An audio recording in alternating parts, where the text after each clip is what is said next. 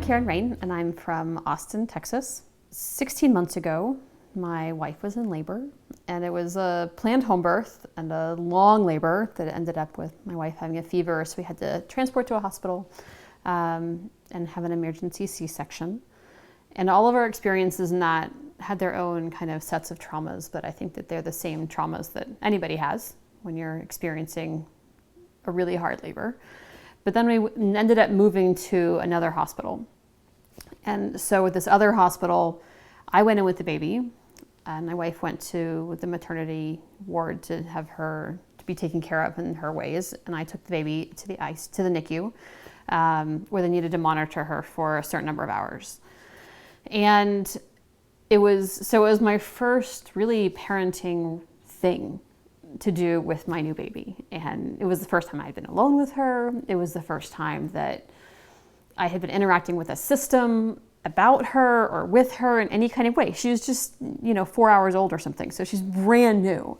And the hospital staff just didn't really quite know what to do with me. They kept asking, like, where's the mother? And then I'd say, well, I'm the mother. And they would be like, no, where's the real mother? I'm like, well, no, I'm a real mother and I'm her real mother, like in addition to being a real mother. But maybe you mean the birth mother, or maybe you mean my wife who gave birth to her a few hours ago. And they'd be like, oh yeah, that mother. And so I ended up hearing the hospital staff referring to my wife as the mother. And then I became the other mother. And they kept trying to get me to leave. They kept being like, just leave the baby here. You go somewhere else and leave the baby here. And I kept refusing because the baby, again, was just a few hours old. And I was like, I don't think babies that are this little should be left alone. Like, they think they should have a parent with them. They have a shift change and everybody has to leave for maybe half an hour or something during the shift change. So I left and went and checked in on my wife and got something to drink and got a little bit of something to eat.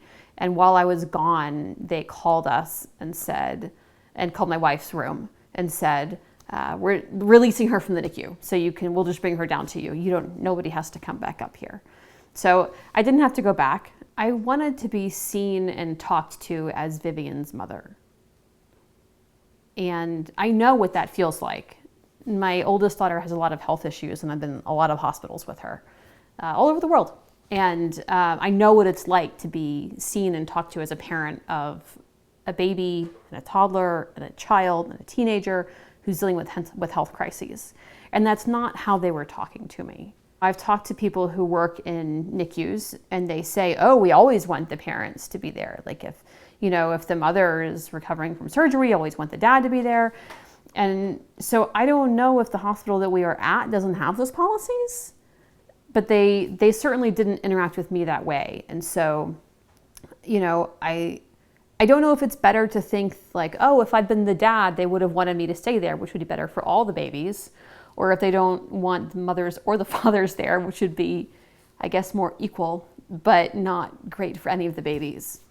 I've been part of Vivian's life since the moment of conception. We wanted a baby. We planned her out way more than most couples do, out of necessity. I was the one to help Nicole through morning sickness and exhaustion that comes with pregnancy. We planned out the birth together. We went to birthing classes together. And so when it came time where she was born, I had already been around for 10 months as an integral part of the entire conception, pregnancy, birthing process. And so to then suddenly have my role in that discounted was really painful. It can be really fun and exciting to plan a baby. And as a same-sex couple, there are things that you have to deal with. Some of them are great and some of them are not so great. I think I'm well educated, and that I know the oppressions and the microaggressions that LGBTQ plus people experience. But it's just different when it's your own baby and you're in the hospital and you haven't slept for days. And there's a certain kind of vulnerability that comes with that.